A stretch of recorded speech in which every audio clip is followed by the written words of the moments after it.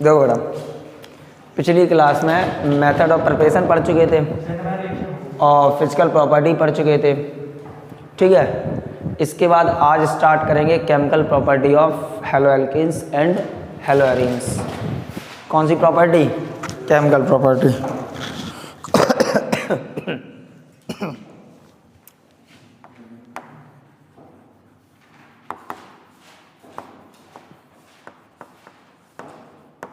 तो देखो, जो हैलाइड होते हैं, हैलाइड ये आपकी 3 तरीके की रिएक्शन शो करते हैं। कितने तरीके की रिएक्शन शो करते हैं? 3 तरीके की। कौन कौन सी? Halide shows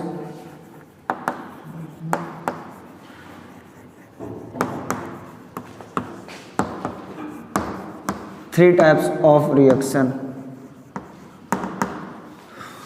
number first, substitution reaction. Number second, elimination reaction. और नंबर थर्ड,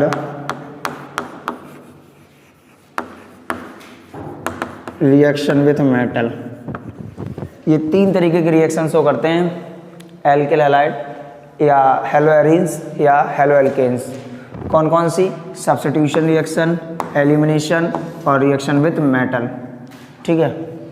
सब्स्टिट्यूशन का मतलब आपको पता होगा क्या होता है। जैसे कोई खिलाड़ी आपका पता चोटिल हो जाता है, उसकी जगह दूसरा फील्डर फील्डिंग करने आता है, बोले सब्स्टिट्यूट आ गया, मतलब एक हटे उसकी जगह दूसरा आ जाए।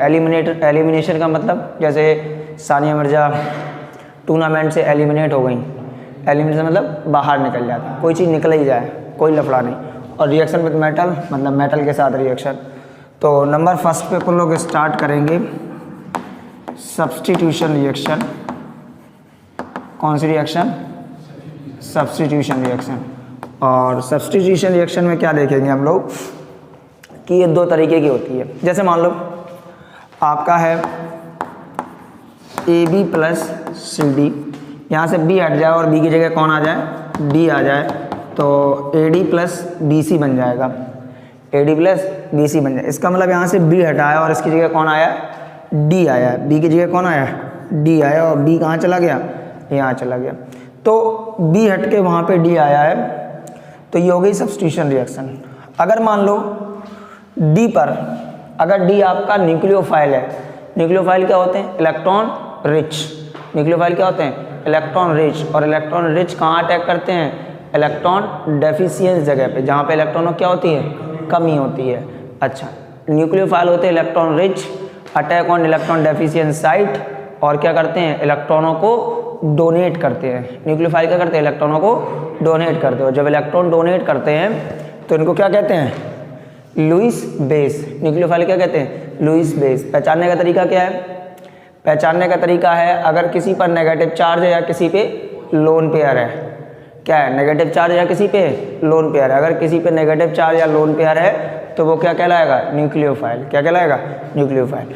अगर सब्स्टिट्यूट होके न्यूक्लियोफाइल आ रहा है, अगर सब्स्टिट्यूट होके न्यूक्लियोफाइल आ रहा है तो उसे बोलेंगे न्यूक्लियोफिलिक सब्स्टिट्यूशन रिएक्शन। क्या बोलेंगे? Nucleophilic substitution reaction. तो सब्स्टिट्यूशन रिएक्शन 2 तरीके की होती है। कितने तरीके की? 2 तरीके की।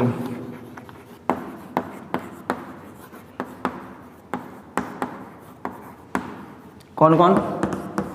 Number first, nucleophilic substitution reaction. Nucleophilic substitution reaction कब होगी? जब सब्स्टिट्यूट होके कौन आएगा? न्यूक्लियोफाइल। अच्छा, अगर सब्स्टिट्यूट होके इलेक्ट्रोफाइल आ रहा है, अगर B हट रहा है और D पर अगर D इलेक्ट्रोफाइल है, क्या है? इलेक्ट्रोफाइल। इलेक्ट्रोफाइल क्या होते हैं? इलेक्ट्रॉन डेफिशिएंस। क्या होते हैं? इलेक्ट्रॉन डेफिशिएंस। कहाँ अटैक करते हैं? इलेक्ट्रॉन रिच साइड पर। कहाँ अटैक करते हैं? इलेक्ट्रॉन रिच साइड पर। इलेक्ट्रॉन रिच साइड पर अटैक करते हैं और इलेक्ट्रॉनों को एक्सेप्ट करते हैं। क्या करते हैं? इलेक्ट्रॉन को एक्सेप्ट करते हैं। तो इन्हें ये बोलेंगे इलेक्ट्रॉन एक्सेप्टर। और जो इलेक्ट्रॉन एक्सेप्टर होते हैं वो क्या कहलाते हैं? Lewis acid. क्या कहलाते हैं? Lewis acid. पहचानने का तरीका क्या है? अगर किसी पे पॉजिटिव चार्ज है, क्या चार्ज है? पॉजिटिव, या किसी का ऑक्टेट कंप्लीट नहीं है, ऑक्टेट कंप्लीट होने का मतलब आउटर मोस्ट शेल में 8 इलेक्ट्रॉन नहीं है, तो उन्हें क्या बोलेंगे, इलेक्ट्रोफाइल। ये सारी चीज़ें हम बता चुके हैं, न्यूक्लियोफाइल क्या होते हैं, इलेक्ट्रोफाइल क्या होते हैं। तो अगर सब्स्टिट्यूट होकर इलेक्ट्रोफाइल आ रहा है तो इसे बोलते हैं इलेक्ट्रोफिलिक, इलेक्ट्रोफिलिक सब्स्टिट्यूशन रिएक्शन। ठीक है, क्या बोलेंगे, इलेक्ट्रोफिलिक सब्स्टिट्यूशन रिएक्शन। तो जो न्यूक्लियोफिलिक सब्स्टिट्यूशन रिएक्शन है ये 2 तरीके की होती है, एक SN1 और दूसरा SN2। मेनली फोकस हमें SN1 और SN2 पे करना है, जरा इसको नोट करो, इंफॉर्मेटिव वैल्यू है सारी ये। चलो देखो आगे, अब स्टार्ट करेंगे न्यूक्लियोफिलिक सब्स्टिट्यूशन रिएक्शन और उसमें भी कौन सा, SN1। क्या स्टार्ट करेंगे, SN1।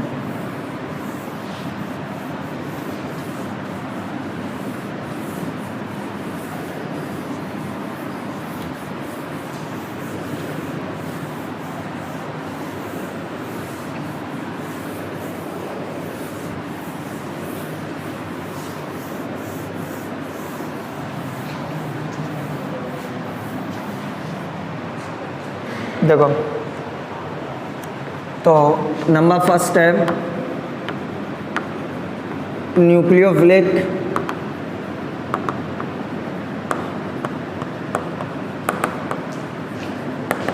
Substitution reaction. Nucleophilic substitution reaction का मतलब क्या है, सब्स्टिट्यूट होके कौन आता है, न्यूक्लियोफाइल, लाइक RCH2 और X। ये एल्किल हैलाइड है और ये आपका कोई न्यूक्लियोफाइल है, यहाँ से ये X हट जाए और ये न्यूक्लियोफाइल आ जाए, क्या बन जाएगा, RCH2NU और ये X माइनस, क्या बन जाएगा, X माइनस। तो सब्स्टिट्यूट होके कौन आया, न्यूक्लियोफाइल, इसलिए इसको क्या बोलेंगे, न्यूक्लियोफिलिक सब्स्टिट्यूशन रिएक्शन। ये 2 तरीके की थी, SN1 और SN2। तो इसमें नंबर फर्स्ट स्टार्ट करेंगे SN1। क्या स्टार्ट करेंगे, SN1। SN1 क्या है, ये SN1 आपकी होती है 2 स्टेप की मैकेनिज्म। क्या होती है, 2 स्टेप मैकेनिज्म, मतलब इस रिएक्शन की जो मैकेनिज्म होती है वो 2 स्टेप की होती है। कैसे, जैसे एक नॉर्मल रिएक्शन अगर ले लो, RCH2 CH2 और ये X है और ये NU, चलो NU नहीं, KCN ले लिया, ये न्यूक्लियोफाइल है, यहाँ से मिल जाएगा, रिएक्शन कराई, क्या होगा, ये यहाँ से टूटेगा X, चलो अभी छोड़ो, तो यहाँ पे ये CN आ जाएगा, क्या बन जाएगा, RCH2 CH2 और ये CN और क्या बन जाएगा, KX। क्या बन जाएगा, KX। इसकी मैकेनिज्म देखो, ये कहानी क्या है, मैकेनिज्म। सबसे पहले क्या होगा, चाहो तो आप इस KCN को ऐसे टूटता हुआ दिखा दो K+ और CN- में। इससे क्या है, आपको ये पता चल गया, आपको न्यूक्लियोफाइल कौन मिल गया, CN- न्यूक्लियोफाइल है। कौन न्यूक्लियोफाइल है, CN-। अब देखिए स्टेप नंबर फर्स्ट में क्या होगा, ये जो आपका RCH2 CH2X ये हैलाइड है, बोले तो एल्किल हैलाइड, बोले तो सबस्ट्रेट। ये जो सबस्ट्रेट है, इस सबस्ट्रेट का ये बॉन्ड ब्रेक करेगा। ये कार्बन है, ये हैलोजन है, कार्बन 4th ग्रुप का एलिमेंट होता है कार्बन 4th ग्रुप का एलिमेंट होता है, हैलोजन 7th ग्रुप का एलिमेंट होता है। हैलोजन की इलेक्ट्रोनेगेटिविटी क्या होती है, ज़्यादा होती है, और कार्बन की क्या होती है, कम होती है। और जब बॉन्ड ब्रेक करते हैं तो जिसकी इलेक्ट्रोनेगेटिविटी ज़्यादा होती है इस पर कैसा चार्ज आता है, नेगेटिव, और जिसकी कम होती है इस पर कैसा चार्ज आता है, पॉजिटिव। कैसा चार्ज आता है, पॉजिटिव। तो आपका ये बन जाएगा, क्या बन जाएगा, RCH2 और ये CH2 प्लस और X माइनस अलग। कार्बन पर पॉजिटिव चार्ज होता है तो उसे क्या बोलते हैं, कार्बोकैटायन। क्या बोलते हैं, कार्बोकैटायन। कार्बोकैटायन ये रिएक्शन का इंटरमीडिएट हो गया। क्या हो गया, इंटरमीडिएट। इंटरमीडिएट का मतलब क्या बताया था, रिएक्शन के बीच का स्टेप जो रिएक्शन में दिखता नहीं है। जैसे ये रिएक्शन थी, इसके बीच का स्टेप क्या था, कार्बोकैटायन। ये आपको रिएक्शन में दिख रहा है, नहीं दिख रहा है, लेकिन ये बीच में ऐसा स्टेप होता है। अच्छा, जो स्टेप 1 है, स्टेप 1 में सबस्ट्रेट से इंटरमीडिएट का फॉर्मेशन होता है, दिस इज स्लो स्टेप। कैसा स्टेप है, slow step. Step number 2, step number 2 में क्या होगा, इस सबस्ट्रेट इस इंटरमीडिएट RCH2 प्लस, बोले तो इंटरमीडिएट क्या है, कार्बोकैटायन, इस इंटरमीडिएट पे अटैक करेगा न्यूक्लियोफाइल। कौन अटैक करेगा, न्यूक्लियोफाइल। CN माइनस क्या बन जाएगा, RCH2 और ये CN क्या बन गया, CN। अब बचा क्या, यहाँ से K प्लस बचा और यहाँ क्या बचा, X minus. This K plus and X minus reaction करके क्या बना देगा, KX। तो ये रिएक्शन की मैकेनिज्म हो गई। जो रिएक्शन का दूसरा स्टेप होता है, ये फास्ट स्टेप होता है। कैसा स्टेप होता है, फास्ट स्टेप। ये स्लो स्टेप हो गया, ये फास्ट स्टेप हो गया। पॉइंट नंबर फर्स्ट क्या है, SN1 के लिए रिएक्शन इंटरमीडिएट क्या है, कार्बोकैटायन। रिएक्शन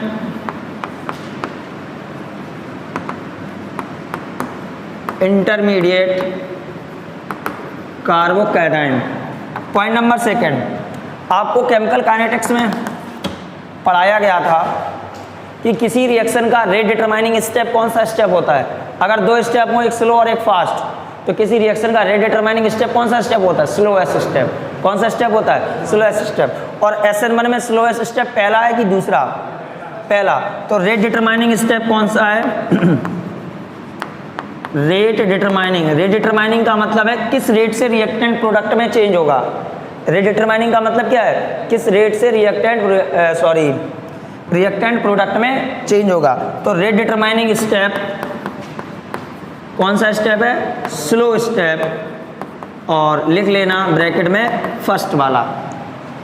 अच्छा, जब रेट डिटरमाइनिंग स्टेप आपको पता चल गया, पहला स्टेप रेट डिटरमाइनिंग स्टेप है, तो जो रिएक्शन का रेट है, रेट का मतलब है किस रेट से रिएक्टेंट प्रोडक्ट में चेंज हो रहा है, वो रेट किस पे डिपेंड करेगा। तो ध्यान से सुनो, rate is directly proportional to the, अभी पता नहीं है, एक पॉइंट सुनो। अगर हम बात करें नेचर ऑफ सबस्ट्रेट की, किसकी बात करें, नेचर ऑफ सबस्ट्रेट की, कि कौन सा सबस्ट्रेट आपका SN1 अच्छी देगा। सुनना ध्यान से, नेचर ऑफ सबस्ट्रेट की,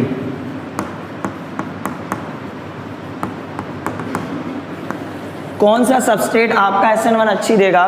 तो देखो ध्यान से, CH3C single bond CH3 single bond CH3 X, CH3CH X single bond CH3 और CH3CH2 X। ये 3 सबस्ट्रेट हैं, इनमें से कौन अच्छी देगा। जरा ब्रेक करो, अगर ये वाला बॉन्ड ब्रेक करोगे इस पे कैसा चार्ज आएगा, पॉजिटिव। जब ये वाला बॉन्ड ब्रेक करोगे इस पे कैसा चार्ज आएगा, पॉजिटिव। जब ये वाला बॉन्ड ब्रेक करोगे इस पे कैसा चार्ज आएगा, पॉजिटिव। सभी में कार्बोकैटायन बना। ये कार्बोकैटायन क्या डिग्री है, ये क्या डिग्री है, ये क्या डिग्री है, 1 डिग्री। कौन सा कार्बोकैटायन ज़्यादा स्टेबल होता है, 3 डिग्री। कौन सा होता है, 3 डिग्री। ये बात डिफाइन हुई थी इंडक्टिव इफेक्ट से। किससे डिफाइन हुई थी, इंडक्टिव इफेक्ट से। तो कौन सा एल्किल हैलाइड फास्ट रिएक्शन देगा। एक बात सोचो, जो इंटरमीडिएट ज़्यादा स्टेबल होता है, समझना, रिएक्शन का स्लो स्टेप कौन सा है, पहला स्टेप। अगर ये स्टेप जल्दी हो जाए तो प्रोडक्ट का फॉर्मेशन जल्दी हो जाएगा, क्योंकि दूसरा स्टेप तो अपने आप फास्ट हो रहा है। अच्छा समझना, अगर हम 3 डिग्री एल्किल हैलाइड यहाँ लेंगे तो जो इंटरमीडिएट बनेगा वो ज़्यादा स्टेबल होगा। इसका मतलब ये है कि जब 3 डिग्री एल्किल हैलाइड लेंगे तो ये बॉन्ड जल्दी ब्रेक करेगा। जब ये बॉन्ड जल्दी ब्रेक करेगा तो फॉर्मेशन ऑफ इंटरमीडिएट जल्दी होगा। क्यों होगा जल्दी, क्योंकि रिएक्शन स्टेबिलिटी पा रही है। इंटरमीडिएट क्या पा रहा है, स्टेबिलिटी पा रहा है। इसलिए कौन सा सबस्ट्रेट अच्छी देगा, 3 डिग्री, उससे कम 2 डिग्री, उससे कम 1 डिग्री। सबसे अच्छी देगा 3 डिग्री, उससे कम 2 डिग्री, उससे कम 1 डिग्री। Alkyl halide. कौन सी रिएक्शन, SN1। पक्की बात है। अच्छा एक बात सोचो, पहला स्टेप स्लो स्टेप था, इस सबस्ट्रेट की वजह से इंटरमीडिएट बनना है। जैसा सबस्ट्रेट होगा वैसे इंटरमीडिएट बनेगा। अगर सबस्ट्रेट 3 डिग्री है तो इंटरमीडिएट 3 डिग्री बनेगा। और स्टेबल होगा। अगर सबस्ट्रेट 2 डिग्री है तो इंटरमीडिएट 2 डिग्री बनेगा, अगर सबस्ट्रेट 1 डिग्री है तो इंटरमीडिएट 1 डिग्री बनेगा और रिएक्शन स्लो होगी कि नहीं होगी, क्योंकि 1 डिग्री कैसा होता है, अनस्टेबल। इसका मतलब रेट ऑफ रिएक्शन किस पे डिपेंड कर रहा है, सबस्ट्रेट पर। रेट ऑफ रिएक्शन किस पे डिपेंड कर रहा है, सबस्ट्रेट पर। और आपको पता है केमिकल काइनेटिक्स में पढ़ा है, जब किसी रिएक्शन का रेट एक चीज पे डिपेंड करे तो वो किस ऑर्डर की रिएक्शन होती है, फर्स्ट ऑर्डर की रिएक्शन। किस ऑर्डर रिएक्शन होती है, फर्स्ट ऑर्डर की reaction.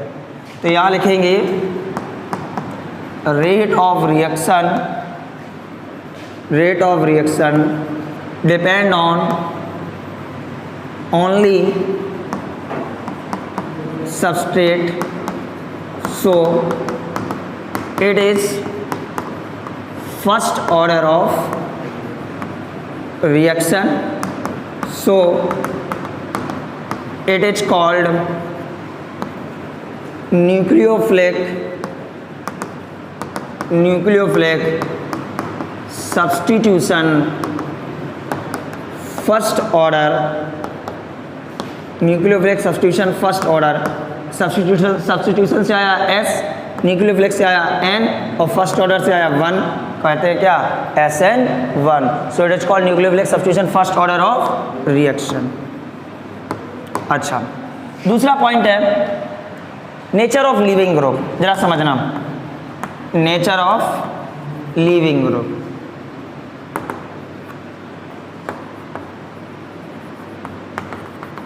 Nature of leaving group. Leaving group से मतलब कौन है, लिविंग ग्रुप है कौन, लिविंग ग्रुप है ये हैलाइड। ये हैलाइड ही तो हट रहा है, हैलाइड हट रहा है तभी तो इंटरमीडिएट का फॉर्मेशन हो रहा है। अच्छा, सोच लो कि अगर दो 1 डिग्री है, सपोज करना